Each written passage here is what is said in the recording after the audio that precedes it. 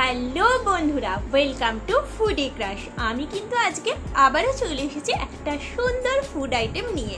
Food item বলছি এই জন্যই কারণ আমি যেটা আজকে দেখাবো তোমাদেরকে সেটা কিন্তু রান্না করতে হয় না, খুব ইজিলি কিন্তু চুটকি বাজিয়েই তোমরা এটা করে নিতে পারবে। আর ভীষণ টেস্টি খাবার, এটা আমি তোমাদেরকে বলতে পারি। তবে হ্যাঁ, এটা কিন্তু বছরে একবারই পাওয়া যায়। যেটা আমি করতে চলেছি সেটা কিন্তু আমি বলবো না, সেটা তোমাদেরকে পুরো ভিডিওটা দেখতে হবে। চলো আমি এখন ভিডিওটা শুরু করছি, তোমরা প্লিজ প্রথম থেকে শেষ অবধি সাথে দেখো। আর কারা কারা এই জিনিসটা খেতে ভালোবাসো সেটাও কিন্তু আমাকে কমেন্ট করে জানিও। প্রথমেই কালো জামগুলোকে খুব ভালোভাবে ধুয়ে পরিষ্কার করে জল ঝরিয়ে নিতে হবে।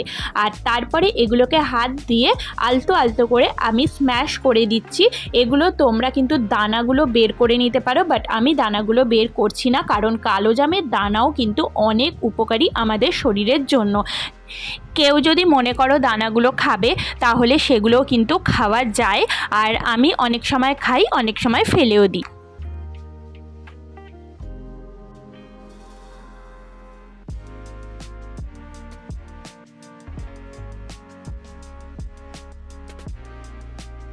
এখানে প্রত্যেকটা কালো জাম খুব ভালোভাবে স্ম্যাশ করে নেওয়া হয়ে গেছে।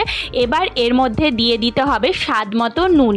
যারা কম নুন খাও তারা কম দেবে, যারা বেশি খাও তারা বেশি দিতে পারো। আর তার সঙ্গে কিন্তু অনেকে একটু চিনিও অ্যাড করতে পারো, কারণ অনেকে টক মিষ্টি বা এই জিনিসগুলো খেতে ভালোবাসে, কিন্তু আমার কালো জামটা অনেকটাই মিষ্টি টাইপের টেস্ট ছিল, সেই জন্য আমি কিন্তু এর মধ্যে কোনো চিনি অ্যাড করব না।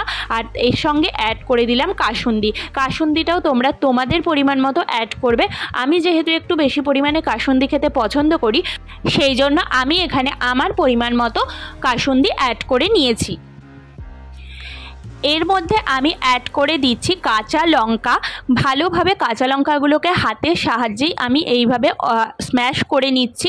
ঝালটাও কিন্তু তোমরা তোমাদের পছন্দ মতো বা তোমরা যতটা ঝাল খাও সেই মতোই দেবে। এবার এগুলোকে খুব ভালোভাবে প্রত্যেকটা ইনগ্রেডিয়েন্টস কালো জামের সঙ্গে মিক্স করে মেখে নিতে হবে।